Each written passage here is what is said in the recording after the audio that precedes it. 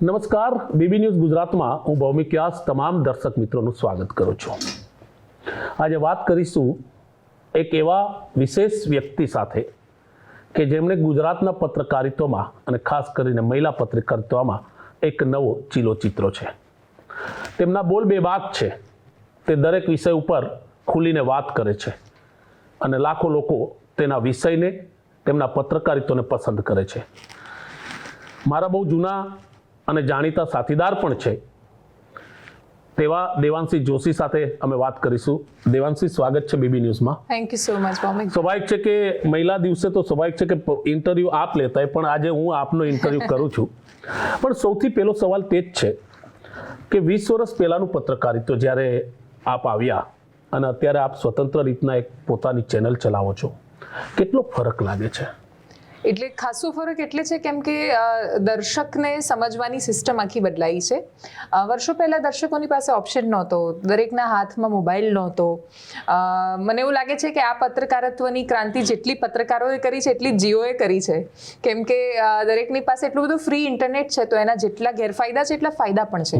કે હવે દરેક માણસને ઇન્ટરનેટ પોસાય છે. હવે એને પોસાય છે તો એની પાસે મોબાઈલ છે અને એ જોઈ શકે છે જે એને જોવું હોય. એટલે એની પાસે એટલી બધી રેન્જ છે વિશાળ, અને એમાં એણે નક્કી કરવાનું છે કે એણે શું જોવું.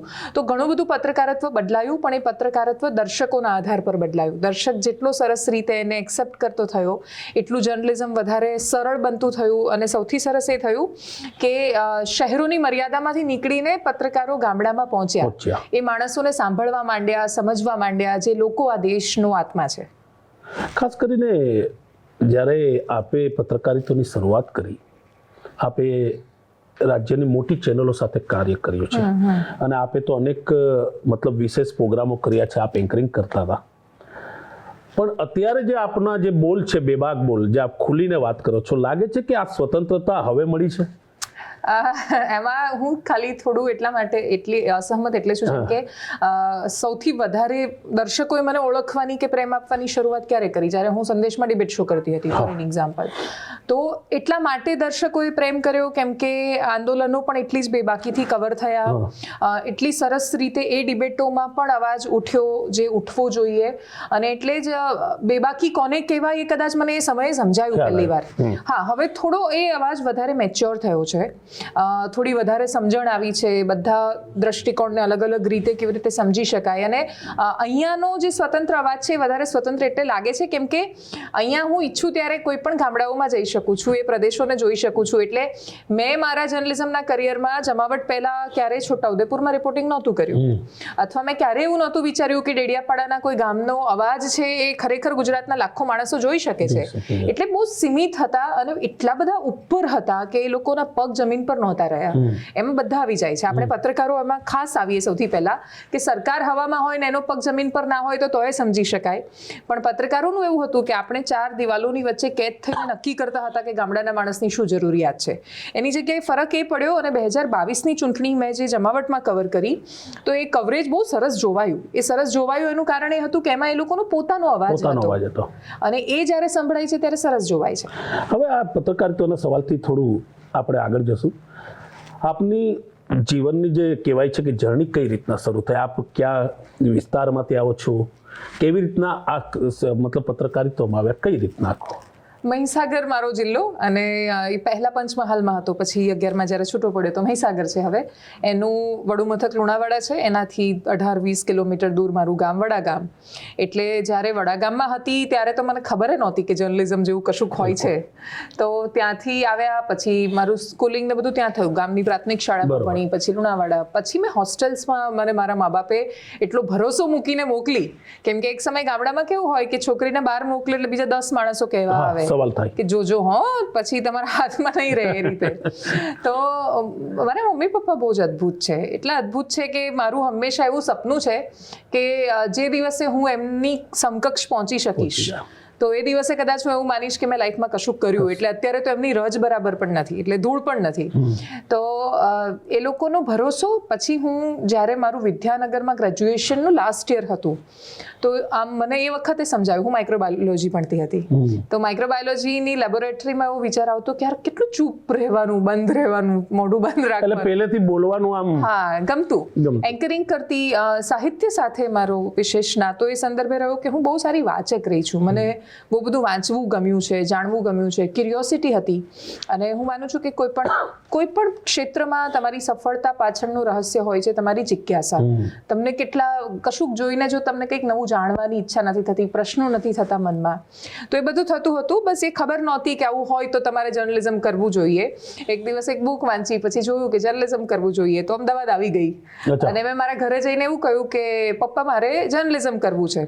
તો મારા પપ્પાને પણ નથી ખબર કે એમાં શું થાય છે, પણ એમણે મને ખાલી એટલું પૂછ્યું કે તમને ગમે છે? મેં કહ્યું હા ગમે છે. તમને ભરોસો છે કે તમે કરી લેશો? હા. અચ્છા, તો ક્યાં કરવાનું? મેં કહું અમદાવાદમાં એક હું NIMC જેમાં હું ભણી, એટલે મેં કહું ત્યાં હું જોઈને આવી છું. જોઈને આવી ત્યાં સુધી એમને નહોતું કહ્યું. એમણે કહ્યું ફીસ કેટલી છે? એટલે ફીસ થોડી વધારે છે. એટલે મેં એમને કહ્યું આટલી ફીસ છે. એમણે કહ્યું સારું જાઓ કરો. મેં 2 વર્ષ હું ભણી, જ્યારે મારું અહીંયા મને ડિગ્રી મળી રહી હતી ત્યારે પહેલી વારે આવ્યા.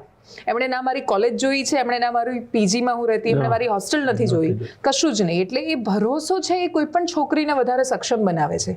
એના પર એ હોય ને કે મારા મા બાપ આટલો ભરોસો કરે છે, તો ઇટ ઇઝ માય ડ્યુટી કે હું એમને એટલું ગૌરવ તો અપાવી શકું કે એમને ક્યારેય એ 10 માણસને કહી શકે કે મેં મારી છોકરી પર ભરોસો કર્યો, એણે એ ભરોસો સાબિત કર્યો. ખાસ કરીને છેલ્લા કેટલાક સમયથી એક નવો ટ્રેન્ડ છે કે મોટા મીડિયા ચેનલમાંથી બહુ મોટા વરિષ્ઠ પત્રકારો અલગ થઈ અને પોતાની યુટ્યુબ એટલે કે ચેનલ ચલાવી રહ્યા છે. આની પાછળનું કારણ શું હોઈ શકે? આ હું એક પત્રકારિત્વના નાતે પણ આમ પણ તમને પૂછું છું કે શું માનો છો? સૌથી મોટું તો ગુંગળામણ. એટલા માટે કેમ કે તમે ગમે તેટલી ફ્રીડમની વાત કરો, એ ગુંગળામણ તો અનુભવે છે મોટા ભાગના પત્રકારો. ગુજરાત તો તોય ઘણું સારું છે. તમે જુઓ કે ગુજરાતમાંથી તો બહુ જ ઓછા પત્રકારો એવું સાહસ કરી શક્યા છે. એનું કારણ કે ગુજરાતમાં હજી પણ એ લેવલમાં થોડું ઘણું જર્નલિઝમ થાય છે. જો આપણે નેશનલ જોઈએ તો નેશનલમાં તો શું સવાર હિન્દુ મુસલમાનથી પડે, સાંજ ભાજપ કોંગ્રેસથી થાય, એની વચ્ચે ક્યાંય સામાન્ય માણસનો અવાજ જ નથી. ગુજરાતમાં તો આપણે 2 આખલા લડે એ ચલાવીએ છીએ ચેનલ પર. તો હજી પણ એ સમસ્યાઓ કે ઢોર પાર્ટીની વાત હોય કે કંઈ પણ, આપણી પાસે ન્યૂઝ છે, આપણે ચલાવીએ છીએ, દર્શકો જુએ છે. તો દેશમાં એટલા માટે થઈ રહ્યું છે કેમ કે દરેક અવાજો ગુંગળાઈ રહ્યા છે. એમને એવું લાગે છે કે અમને સ્પેસ નથી મળતી જે અમારે બોલવું છે, કંઈક કહેવું છે. અને ત્રીજું, સાથે સાથે એ આ દુનિયાને જોઈ રહ્યા છે, જે એમને ખબર પડી રહી છે કે કોઈ માણસ સતત ટીવીની સામે નથી રહેતો. ટીવી પર રહેતા પત્રકારો સુપરસ્ટાર બની શકે છે, પણ એ દિલના સ્ટાર નથી બની શકતા. સોશિયલ મીડિયા કરી શકે. હા, એ તમને લોકોના સીધા મનમાં, દિલમાં ઉતારે છે, હૃદયમાં ઉતારે છે. તો હૃદયમાં સોંસરવો જે અવાજ જાય એના પડઘા વધારે સંભળાય, તો ઇમ્પેક્ટ વધારે આવી રહી છે. તમે સમજો ટ્વિટરની ઇમ્પેક્ટ ચેનલ કરતાં વધારે આવે છે. દેવાંશ, એક સવાલ થાય છે કે આપે દક્ષિણ ગુજરાતમાં બહુ મોટો પ્રવાસ કર્યો છે. આપે પંચમહાલ, જેમ કે મહીસાગર આપનું વતન છે, છોટા ઉદેપુરના આદિવાસી વિસ્તારમાં આપ ગયા, ત્યારે ત્યાંની સ્થિતિ વિશે જ્યારે આપને ખ્યાલ આવ્યો, આપને લાગે છે કે સાચે તે લોકો પ્રશ્નો, સમસ્યાથી ઝઝૂમી રહ્યા છે અને સરકાર સુધી હવે આ સોશિયલ મીડિયાના માધ્યમથી તેનો અવાજ પહોંચી રહ્યો છે? એટલે જેમ કે હું મહીસાગર જિલ્લાથી આવું છું, હું મોટી જ ત્યાં થઈ છું. મેં આજુબાજુના એ ગામડા, એ બધી સ્ટ્રગલ બધું જોયું છે. અને જ્યાં સુધી હું ત્યાં હતી ત્યાં સુધી મને ખબર નહોતી કે આને સ્ટ્રગલ કહેવાય. એટલે સંઘર્ષ માણસ કરતો હોય ત્યારે એને ના ખબર હોય કે આને સ્ટ્રગલ કહેવાય. તો કશુંક મેળવ્યા પછી જ્યારે પાછળ ફરીને જુએ તો એને એવું લાગે કે હા, કશુંક કાપીને આવ્યા છીએ, કોઈક મજલ લાંબી. તો એ સંદર્ભે સૌથી રસપ્રદ વાત એ હતી એમાં કે જેમ કે હું છોટાઉદેપુર જ્યારે ગઈ, તો એક દ્રષ્ટિકોણથી તો એ બહુ જ સામાન્ય છે કે હા ભાઈ પાણી નથી, કે લાકડા તો કાપીને જ આવે છે, આ કે તે. પણ એ દ્રશ્યો આપણે જ્યારે રાજ્યની સરખામણીએ જોઈએ છે તો એ લોકોની પાસે કોઈ ફરિયાદો જ નથી. એટલે જવાબદારી મીડિયાની વધારે બને છે કે તમે એમના માટે બોલો, કેમ કે એમની પોતાની પાસે તો અવાજ જ નથી. મેં કોઈ જ ગામડામાં અપવાદરૂપ 2022માં તો આપણે બહુ જ લાંબા, એના પહેલાના સમયમાં હું અનેક ખેડૂતોને મળી, ત્યાં શ્રમિકોને મળી, અને એ કોઈને પણ પૂછીએ ને તો એમને કોઈની સામે કોઈ ફરિયાદ નથી. એ લોકો એટલું સામાન્ય જીવન જીવે છે ને એ લોકો એવું કહે છે કે બસ હવે કુદરત પર છે, એમાં તો બીજું તો શું કરી શકે. એ સરકાર ચૂંટે છે, સરકાર પર ભરોસો રાખે છે, સરકારોને પ્રેમ કરે છે, નેતાઓને ગમાડે છે, પણ એમની પાસેથી કોઈ અપેક્ષા નથી રાખતા. અને આવા અદ્ભુત માણસો જો, અને આપણે આપણી ભાષામાં એને ભોળા માણસો કહીએ, તો આવા અદ્ભુત માણસોને જો આપણે ટકાવી રાખવા હોય તો એ આપણી નૈતિક જવાબદારી બને છે કે એ લોકો સુધી આપણે પહોંચીએ, એમના વતીની લડાઈ લડીએ, જેથી એ લોકો સુધી કશુંક પહોંચે. અને ખાસો ફરક પડતો હોય છે ભૌમિકભાઈ. દાહોદમાં રતન મહાલ બહુ સુંદર જગ્યા છે ફરવાની. બિલકુલ. અને ત્યાંથી ઉપર એક ગામ છે, ત્યાં રતન મહાલમાં એક છે, તમે સનસેટ પોઈન્ટ બાજુ જતા હોય ત્યાં વચ્ચે આવે છે. તો એ ત્યાં છે ને કોઈ જ આખા ગામમાં એક પણ જગ્યાએ ટોયલેટ જ નથી. બધા જ લોકો જંગલમાં જાય છે ત્યાં. એટલે ત્યાં લોટા લઈને જંગલમાં જતા લોકો એમના માટે બહુ નોર્મલ છે. એમને ખબર જ નથી કે આવું કશું. એવું નથી કે શૌચાલયના પૈસા નથી પહોંચ્યા, બધાના ઘરની બહાર સ્ટ્રક્ચર છે, પણ નીચે પાછળ ખાડો જ નથી ખોદ્યો, ક્યાં જવાના બિચારા. એટલે એ લોકોને એની પણ ફરિયાદ નથી, પણ છતાંય ત્યાં તો જંગલ વિસ્તાર છે, દીપડો તો આવે જ છે ત્યાં. આટલી બધી સમસ્યાઓ છે, ત્યાંના બાળકો ઘણીવાર મૃત્યુ પામતા હોય છે, અને છતાંય જો આપણે એમના માટે નહીં બોલીએ તો કોના માટે બોલીશું. પીપરગોટા ગામ, મને એ ગામનું નામ યાદ છે. ત્યાંની હું બહુ છોકરીઓને મળી હતી, એકનું નામ હર્ષા, એકનું નામ વર્ષા. પણ એ લોકોના જીવનમાં વરસાદ આવે તો જ હર્ષ ને વર્ષા બધું આવે, બાકી એ લોકોના જીવનમાં કોઈ હર્ષ કે હરખ નથી. કેમ કે એ લોકો તો વીરડી ખોદીને પાણી ભરે છે, અને હેન્ડપંપમાં ખરાબ આવે છે, વીરડીમાંથી ચોખ્ખું પાણી આવે છે. તો ગુજરાતની એક મોટી આબાદીને ખબર જ નથી કે વીરડી ખોદીને પાણી ભરવું એ કોને કહેવાય. અને જો એ પત્રકારોને નહીં ખબર પડે કે વીરડી ખોદીને પાણી ભરીને પછી એને કિલોમીટરો દૂર લઈ જવાનો સંઘર્ષ. મને યાદ આવે છે ગુજરાત યાત્રા વખતે મેં કચ્છમાં જોયું હતું કે લોકો રાત્રે ખાડો ખોદે અને એના ખાડામાં સવારે પાણી આવે ને કોઈ ચોરી ન જાય એના માટે લાકડા રાખીને ઘરનો એક વ્યક્તિ સૂઈ જાય. આ કચ્છના કેટલાક નલિયાની અંદરના વિસ્તારોની વાત છે, લખપત બાજુની. એક બીજો સવાલ છે કે ઘણી બહેનો, ઘણી મહિલાઓ કંઈક કરવા માંગતા હોય છે, પણ પારિવારિક જવાબદારી, ઘરની સ્થિતિમાં તેઓ કરી નથી શકતા. આપ બંને કઈ રીતના મેનેજ કરો છો? કે સ્વાભાવિક છે કે સવારથી રાત એટલે મતલબ 16 થી 18 કલાક પત્રકારિતાને સમય આપવો, લોકોનો અવાજ બનવો, સાથે પરિવાર પણ સંભાળવો, નાની દીકરી આપને છે, તો આ કઈ રીતના મેનેજ થાય છે? હા, એટલે હું સંયુક્ત પરિવારમાં મારો બહુ વિશ્વાસ છે, અને જે આપણી ગુજરાતી પરંપરાઓ હોય છે એના પર પણ મારો બહુ વિશ્વાસ છે. એટલે અમે જોઈન્ટ ફેમિલીમાં રહીએ છીએ, અને સાથે હું ને મારા હસબન્ડ સાથે કામ કરીએ છીએ. તો મારો દીકરો એને 3 કલાક સુધી એની સ્કૂલમાં હોય, અને એના પછી મારી ઓફિસમાં જ હોય. એટલે હમણાં દોડ વાગશે તો એ આવશે ઓફિસમાં બૂમો પાડતો મમ્મા. અને મારી ઓફિસમાં એક નાનું એક એવું સેગમેન્ટ છે જે એના માટે જ છે, એટલે એ ત્યાં જ હોય આખો દિવસ, અને પછી સૂઈ જાય, ને પછી પાછો ઘરે જાય. ઘરે પણ ભાભીને એ લોકો હોય છે, તો એ રીતે બધું ચક્ર ફર્યા કરે. સૌથી અઘરું એ હોય છે કે મને એવું લાગે છે કે છોકરીઓ જાતે પોતાની લડાઈ નથી લડી શકતી. એટલે મા માટે સૌથી અઘરું એ હોય છે કે એને એ પસંદ કરવું કે મારું બાળક છે એ મારા ખોળામાં છે, પણ મારે એને મારો ખોળો મુકાવવો પડશે. સૌથી અઘરું એ થાય છે કે આપણે ત્યાં જર્નલિઝમ કર્યા પછી 50% રેશિયોમાં છોકરીઓ એન્ટર થાય છે. લગ્ન થાય એટલે ઓલરેડી 30-40% પાછી નથી આવતી, અને બાળક પછી બાકીની 7-8% પાછી નથી આવતી. માંડ 2% છોકરીઓ સર્વાઈવ થાય છે. એનું કારણ એ છે કે ફેમિલી સપોર્ટ ને બધું તો સેકન્ડરી આવે. તમારે પહેલા જાતે નક્કી કરવું પડે કે તમારે એને બાજુ પર મૂકવું પડશે. પણ મમ્મી છે ને 3-5 વર્ષ 7 વર્ષ સુધી આપણે ત્યાં છે ને બાળકોને છોડાવતા જ નથી, એમ સાથે ને સાથે બસ વળગીને જ રાખવું છે. તો તમે એને નહીં છોડો તો કેવી રીતે એ દુનિયાને જાણી શકવાનું છે, સમજી શકવાનું છે? તો મને એવું લાગે છે કે પહેલા તો આપણી જવાબદારી બને છે કે એને થોડું દૂર કરો, એને કે સાવ દૂર કરી દેવાની વાત છે. અને સૌથી અઘરું આજકાલ એ છે કે બા દાદા જોડે નથી મૂકતા બાળકોને. બહુ જ મોટો પ્રોબ્લેમ છે. એમને એવું લાગે છે કે બસ અમે જ એમ બા દાદા છોકરાને બગાડી દેશે. તો બા દાદા એ બગાડ્યા હોત તો તમે જ ના હોત. સમજો તમે એમ કે મારા મા બાપે મને ઉછેર્યા, મારા હસબન્ડના મા બાપે સંકેતને ઉછેર્યો, એમને ઉછેર્યા, તો એ ઉછેર કેટલો સરસ છે કે અમે આજે બંને આટલા સરસ રીતે સાથે છીએ. તો એ લોકો પર ભરોસો રાખો, એ લોકો બહુ જ બેટર મા બાપ છે. એટલે હું એવું માનું છું કે હું મારી મા જેવી મા ક્યારેય નહીં બની શકું. તો મને ખબર છે કે હું એના જેટલી અદ્ભુત નથી. તો મારું બાળક જો મારા મમ્મી સાથે રહેશે, મારું બાળક એના દાદી જોડે રહેશે અને મારા છોકરાને બહુ જ અટેચમેન્ટ છે, એ મારી સાથે હોય તો મને વળગેલો જ હોય છે, એ તમારા બાળકને લઈ નથી લેતા. ઘણીવાર મમ્મી બહુ જ ઇન્સિક્યોર ફીલ કરે છે, એ લોકો નથી આપતા, નાનીને આપે પણ દાદીને ના આપે, મમ્મી એવું કરે ઘણીવાર. પેલા લોકો પણ એવું વિચારે કે મારા ઘરે તારા ઘરે નહીં. એટલે આ જે ભેદભાવ છે ને આપણે બહુ નાનપણથી બાળકના મગજમાં નાખી દઈએ છીએ. એટલે આપણી જે નેક્સ્ટ જનરેશન્સ પર એટલા બધા સંબંધોના પ્રશ્નો છે, એ પ્રશ્નોનું મૂળ કારણ એ છે કે બાળકોને એના દાદા દાદી જોડે નથી રહેવા દેતા. તો સૌથી પહેલું તો મમ્મીઓને અરજ છે કે ખોળો છોડવા દો યાર, તમારા દાદા દાદી સાથે રહેશે તો એ બાળક અદ્ભુત બનશે. એટલે મારા છોકરા પર તો મને બહુ ભરોસો છે. એ ખાલી 3 વર્ષનો છે અને એનામાં એટલી બધી સમજ છે. એનું કારણ એ છે કે એને મેં જ ખાલી વળગાડીને નથી રાખ્યો, એને છૂટો મૂક્યો છે.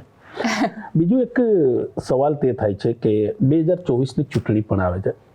આમ સવાલ અલગ છે પણ આપને કરવા માંગીશ. આપની દ્રષ્ટિએ આપ કઈ રીતના જુઓ છો ગુજરાતની 26 બેઠકોને? કારણ કે દેવાંશે તો મને ખબર છે કે અનેક મોટા પોલિટિકલ લીડરોના ઇન્ટરવ્યુ કર્યા છે, અનેક વિસ્તારોનો પ્રવાસ કર્યો છે, લોકોની સમસ્યાઓ, લોકોની સાથે સંપર્ક કર્યો છે. આપની દ્રષ્ટિએ ખાલી એક સ્વતંત્ર પત્રકારની દ્રષ્ટિએ શું માનો છો? 3 થી 4 બેઠકો એવી છે કે જે ભાજપ માટે જીતવી આસાન નથી. જો કોંગ્રેસે બહુ જ પહેલા એના પર લડવાની શરૂઆત કરી હોત તો. એટલે ઉદાહરણ તરીકે વિધાનસભા 2022 પૂરી થઈ, આંકડા બધાની સામે હતા. તમને ને મને બંનેને ખબર છે કે ખાલી 400 વોટ માટે મહેનત કરવાની છે પાટણમાં, બાકી તો એ કોંગ્રેસની બેઠક છે. ધી પ્રોબ્લેમ ઇઝ કે કોંગ્રેસ તો આજે 4મી માર્ચે મહેનત નથી કરી રહી એના પર. મતલબ એમનો ઉમેદવાર નક્કી કરવો એકલી જ મહેનત નહીં, બરોબર, ગ્રાઉન્ડ પર. એટલે પહેલેથી તમે જ્યારે માનસિક રીતે હારી જાઓ ને ત્યારે તમે, એટલે કોંગ્રેસના નેતાને પણ જો તમે આ પ્રશ્ન પૂછશો ને તો એવું કહેશે કે 5 લાખની લીડ નહીં આવવા દઈએ. એ લોકો એવું નહીં કે અમે એક બેઠક જીતવા માટે કોશિશ કરીએ છીએ. તો પ્રતિસ્પર્ધી જ્યાં સુધી નબળો હોય ત્યાં સુધી સામેવાળાને મજા આવતી હોય છે. એટલે 4મી માર્ચ આજની પરિસ્થિતિએ હું નથી માનતી કે એક પણ બેઠક ભારતીય જનતા પાર્ટી જવા દેશે. મહિલા દિવસે ખાસ આપનો સંદેશ રાજ્ય દેશની મહિલાઓ અને ખાસ કરીને આપના જેવા લોકો પ્રેરણા માટે ખાસ કરીને શું કહેવા માંગો છો? એક સરસ મજાનું ગીત, ભાવગીત સાંભળતા હતા કે મનુષ્ય તું બડા મહાન હૈ, તેરી મુઠ્ઠીઓ મેં બંધ તૂફાન હૈ રે, મનુષ્ય તું બડા મહાન હૈ. અને એ મનુષ્યમાં પણ જ્યારે તમે સ્ત્રી યોનિમાં જન્મ્યા હોવ તો મને એવું લાગે છે કે તમારું સ્ત્રી હોવું એ જ સૌથી મોટું તમારી પાસે આશીર્વાદ છે. એ કોઈ જ પડકાર નથી. તમને ખરેખર તમારા માર્ગમાં પહેલેથી ફૂલ વરસાવે છે. અને હવે તો મને એવું લાગે છે કે 10 વર્ષ પછી મેન્સ ડે પર આપણે આ ચર્ચા કરીશું કે પુરુષોને કેવી રીતે ટકાવી રાખીએ. તો એક ઉપરનો, નીચેનો એક વર્ગ છે કે જે શોષિત છે, જે પીડિત છે, પણ એ બહુ નીચેનો વર્ગ છે.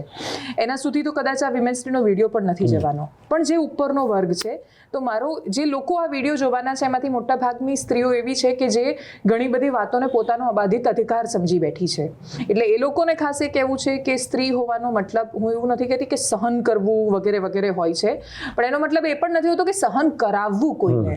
તો ઉપરના લોકો જો પોતાને મળતા અધિકારોનો અબ્યુઝ નહીં કરે, દુરુપયોગ નહીં કરે, તો નીચેના માણસો સુધી અધિકાર પહોંચશે. તો તમે જ્યારે પણ સ્ત્રી તરીકે મળતા હક અને અધિકારનો દુરુપયોગ કરો છો તો તમે એક નજર એ સ્ત્રીઓ માટે કરો જે લોકો સુધી તો ના કાયદો, ના કાનૂન, ના સુરક્ષા, ના શિક્ષણ કશું જ નથી પહોંચ્યું. તમારે એ લોકો માટે ટકીને રહેવાનું છે. તમે જો દુરુપયોગ કરશો તો એ સ્ત્રીઓ સુધી એમનો અધિકાર નહીં પહોંચે. તો બંને એટલા સંયમિત રહો પોતાના અધિકારો માટે. તો આ હતા દેવાંશી જોશી, મહિલા દિવસે ખાસ રજૂઆત. નવા સમાચારો અને નવી અપડેટ સાથે અમે ફરી એકવાર મળીશું. ત્યાં સુધી મને રજા આપો. નમસ્કાર.